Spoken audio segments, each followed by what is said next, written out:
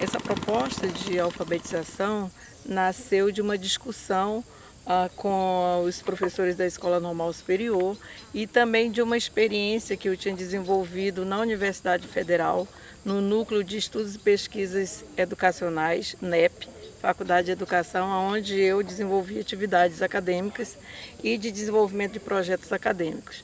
Então nós pensamos trazer um projeto que seria o diferencial para a população e para os povos da Amazônia. Nós acreditamos o seguinte, que a partir do momento em que você respeita o universo vocabular do sujeito, que você respeita a linguagem e o pensamento dele, o imaginário dele, o saber científico já dar conta disso, que tanto criança quanto adulto, eles leem e escrevem com maior rapidez.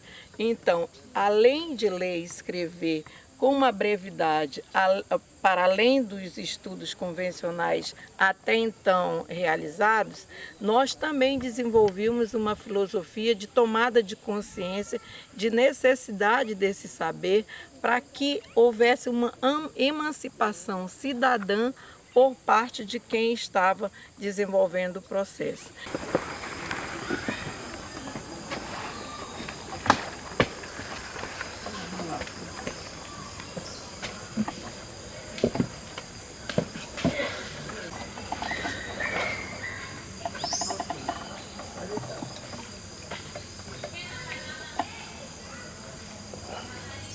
Cateruca, maitini, manhatipa, tanaritama e quinua. Cateruca, maitini, manhatipa, isani, tanaritama e quinua.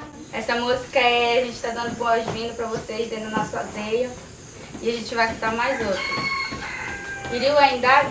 Iriu. Uipi mukikwia msapirika, ui? Aui. Ine, lewashima, sanikaturi, sanikaturi. Ine, lewashima, sanikaturi, sanikaturi. Nani me purarai, nani me purarai lewashima, nani me purarai. Nani purara manuka, ine lewashima, sanikaturi, sanikaturi. Ine lewashima, sanikaturi, sanikaturi. Quando nós desenvolvemos o trabalho com os Cambeba, foram para os Cambeba desaldeados que moravam em Manaus, porque a preocupação da organização é com esse público que está lá desassistido. Aqui as crianças falam Cambeba desde 1 ano, começam a falar, já estão falando Cambeba. E os que foram para lá, que se distanciaram, eles querem de uma certa forma reincluir esses parentes, como eles chamam, esses grupos que hoje em dia muitos perderam a fluência da língua. E às vezes uns têm a fluência, mas não têm o domínio da escrita. Então nesse processo até foi questionado, mas essa pessoa sabe ler. Eu disse, mas ele sabe ler em português. Faz muito tempo que a gente já tinha perdido, né? Essa cultura, essa fala. Só não os costumes ainda que tinha ficado, mas a fala a gente já está um pouco perdendo. Então acho que falavam que era indígena Cambeba, mas não sabia falar e queria aprender. Então esse esse lado despertou muito esse pessoal que estão espalhado, né? Esses indígenas que estão aí em Manaus. Ele quer ler e escrever a língua dele, a língua materna dele. E ele está certo em procurar a escola. E nós temos a obrigação de atender. Se o projeto, nesse caso aí, vamos dizer que o Reescrevendo, ele teve em vários momentos de ter que mudar. Ele tem um geral aqui, uma proposta, mas ele precisa atender e se adequar a determinados grupos, como a sazonalidade, como um calendário diferenciado, como esse processo que nós chamamos até de Reescrevendo Indígena. Aí então uma coisa assim que eu deixei com eles, que eles perguntassem o que eles queriam aprender, né? Eu não fui chegando e colocando a metodologia logo e disse, não, vamos aprender a princípio isso aqui. O método de ensino, a língua cambeba é um pouco diferente. A gente já trabalha com as palavras formadas, que a gente já encontra com o vô, né, com o nosso dicionário. E, né, as palavras bem fáceis, como boca, fogo, né? Então essas coisas assim, né, os alunos foram tentando a entender e começando a entender, que aí puxou muito por eles, né? Como é que eu posso falar, vem, vamos ali, né? São as coisas do cotidiano que eles foram, eu deixei um pouco assim para eles. Eu também não falava a minha língua materna, né?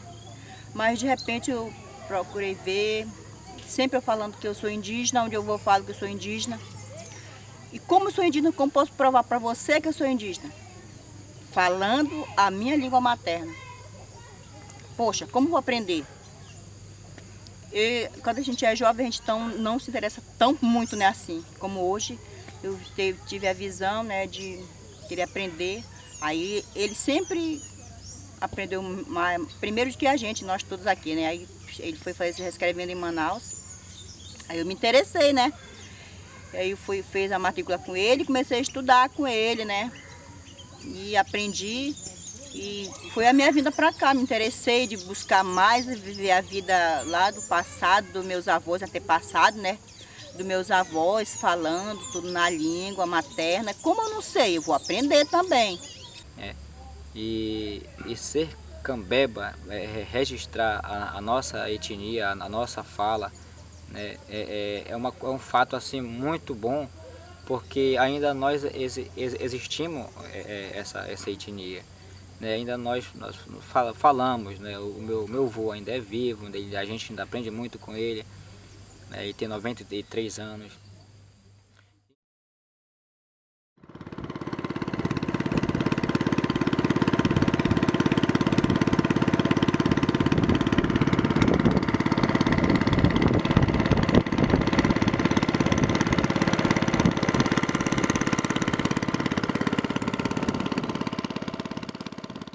Nós pretendíamos, durante 4 anos, atender 100 mil jovens e adultos. Era essa a meta. E nós elegemos os municípios do estado do Amazonas de menor IDH, de índice de iletrados também elevados. 5 municípios prioritários, quais foram? O município de Itamaraty, o município de Pauini, o município de Envira, o município de Ipixuna e o município de Guajará. Esses 5 eram responsáveis por uma elevada taxa que variava de 52% a 60% o número de pessoas de baixo grau de alfabetismo no estado do Amazonas. E Manaus começou a olhar esse projeto que estava sendo difundido, discutido, começou também a buscar a universidade para que a gente oferecesse. Manaus tinha apenas 6% de analfabetos e não era um município prioritário, mas nós tínhamos contato com populações extremamente pobres e com contato também com o movimento brasileiro de educação de base, que era o MEB, e o MEB tinha bastante educadores populares na cidade de Manaus, nos procurou e fez com que nós abríssemos esse espaço para a cidade de Manaus. Uma liderança da Secretaria de Assistência Social procurou o projeto também, que eles verificaram que muitos moradores de rua não sabiam ler nem escrever e que, portanto, poderia ser esse também um complicador, um dificultador deles arranjarem um emprego ou permanecerem no trabalho. Então, eles queriam também resgatar essas pessoas através da educação. Então, nós fizemos um momento na praça com eles, depois um momento na igreja de São Sebastião, que foi uma parceira, abrindo espaço que era no centro da cidade, ao lado do Teatro Amazonas, aonde geralmente eles costumavam ficar. E essa atividade com esses moradores de rua também foi um diferencial, porque foi um público que ninguém havia trabalhado especificamente.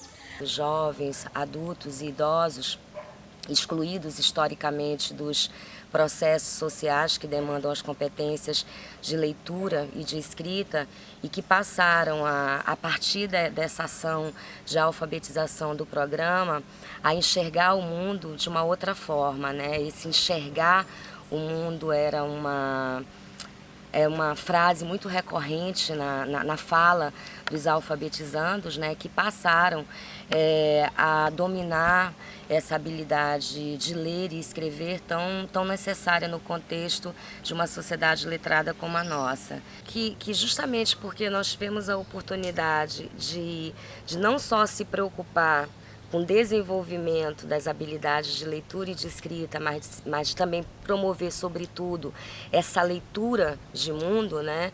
É que o programa ele traz esse diferencial, né? Desse sujeito, desse aluno, se identificar como alguém que é capaz de transformar e de melhorar a sua realidade, né? Olha, gente, nós estamos aqui para fazer uma reportagem aqui no Coroado quadra do GM, e onde agora às 9 horas aconteceu um homicídio e a polícia está investigando para prender o assassino.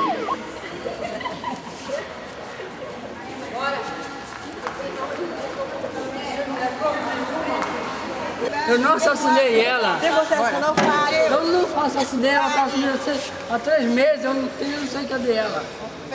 Não fui eu. Você escondeu sua mulher? Eu não tenho, Onde você escondeu, filho? Sumiu 3 meses. Mas não faça isso.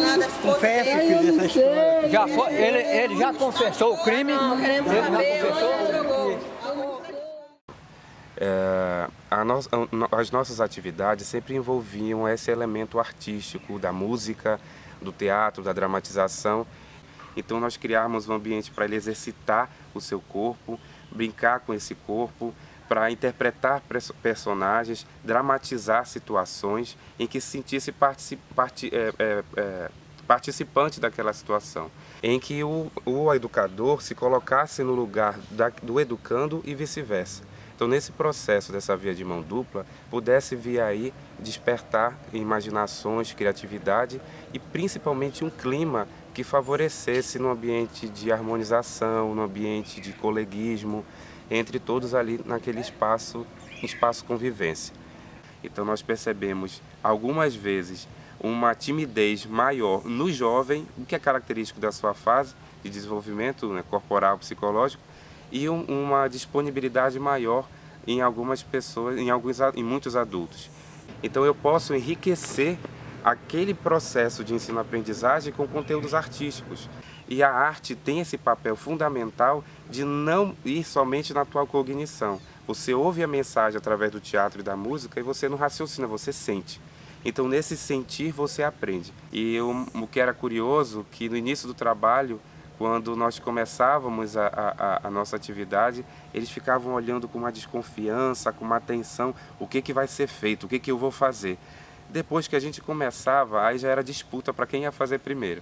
Então era emocionante você ver 30, 40, 50, até 100 e poucas pessoas realizando aquele trabalho, os mesmos movimentos corporais, cantando, procurando dinamizar e se sentindo integrado naquele movimento, naquela atividade, né?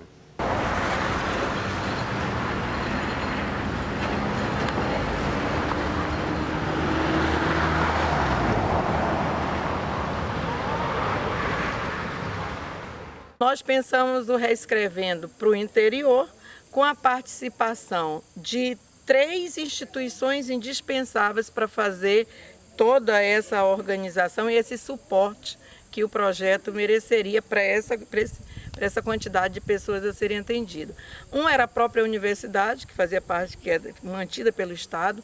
O outro, a Secretaria de Educação do Estado, que também foi parceira no projeto. As prefeituras que deveriam fazer adesão ao projeto e nos acolher em seus ambientes, na capacidade instalada, principalmente na área rural. E, logicamente, o governo federal, que foi o grande responsável pelo pagamento das bolsas dos professores e mais tarde de coordenadores de turma. A formação do programa ela tinha uma característica muito especial.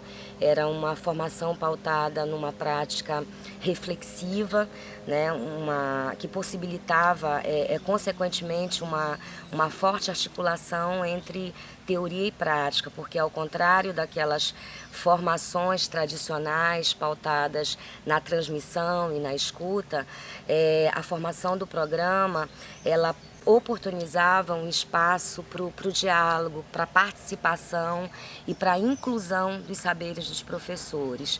E por ter essa característica, ela se tornava impactante, possibilitando a esses alfabetizadores olharem o processo de ensino e aprendizagem de uma forma bem diferente. Esse era o nosso objetivo, que os professores, a partir do momento que eles vivenciassem nas formações esses momentos de diálogo, de escuta, que eles tivessem uma relação horizontalizada, eles pudessem assim ter condições de estender essa relação que eles estavam vivenciando nas formações para a sua prática das salas de aula, né? E, consequentemente, aí atingir os alunos, né? Que eram adultos e idosos, que tinham dificuldades em falar. Então, no momento em que os professores podiam experimentar essa forma de conduzir as relações na formação,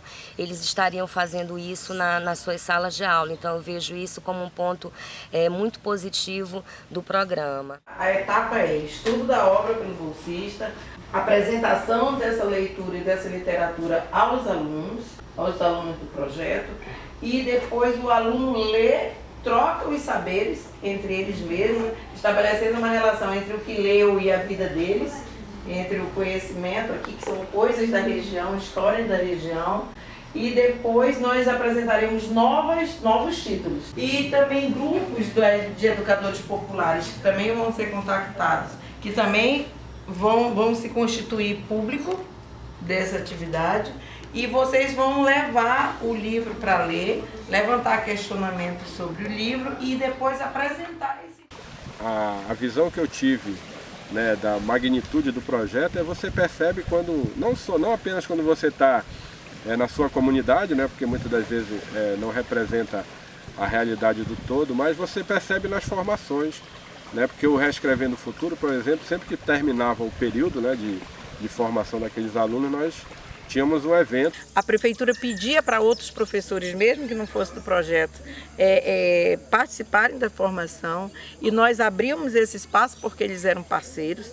Tanto é que nós produzíamos o material para além do número de alfabetizadores que iriam desenvolver atividades na turma. Os professores, eu vejo assim que essa prática que eles tiveram no Reescrevendo, eles estão estendendo. Isso a gente teve a oportunidade, eu fiz a minha pesquisa de mestrado sobre a experiência de formação do programa, e eu pude constatar que vários professores eles estão estendendo, né, para além do programa, essas novas concepções que eles tiveram acerca do ensino e da aprendizagem, né, pautando a sua sua prática de sala de aula no diálogo, na valorização dos saberes desses alunos, na discussão, né? Então eu vejo isso como um ganho um ganho assim muito significativo, né? O Reescrevendo o Futuro, ele foi um projeto da Universidade do Estado do Amazonas, um grande projeto de extensão, e ele foi um marco dentro do Estado do Amazonas, porque pela abrangência que ele alcançou, no número de municípios dentro do Estado e também no número de pessoas que ele formou para a universidade. Isso foi muito importante. A universidade, ela é baseada sempre no tripé, ensino, pesquisa e extensão. E ela tem um dever de devolver para a sociedade o conhecimento que é aplicado dentro da universidade, o conhecimento desenvolvido na universidade.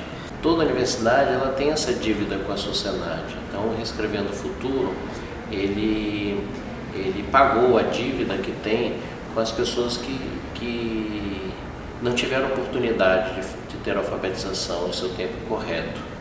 Na verdade, a gente pode concluir que essa população ela deixou, né, de se formar, de ter uma educação, mas em prol de um trabalho, de um esforço que ela ajudou a desenvolver o estado do Amazonas. Então, foi como um pagamento de dívida em relação a esse compromisso que essa população teve. As cartas, produção deles, que eles fizeram. O processo de alfabetização é para que nós fizéssemos a avaliação final do aluno e considerássemos esse aluno alfabetizado. Ele precisava fazer uma carta, um bilhete, um documento registrando as ideias dele com o próprio punho e também expressar a organização lógica do pensamento dele. Então essa aí é uma demonstração de como nós finalizávamos o processo. Não importa que tivesse alguns erros ortográficos, porque o que ia ser considerado era a capacidade que o aluno tinha de estruturação lógica do pensamento e se fazer comunicar através da escrita.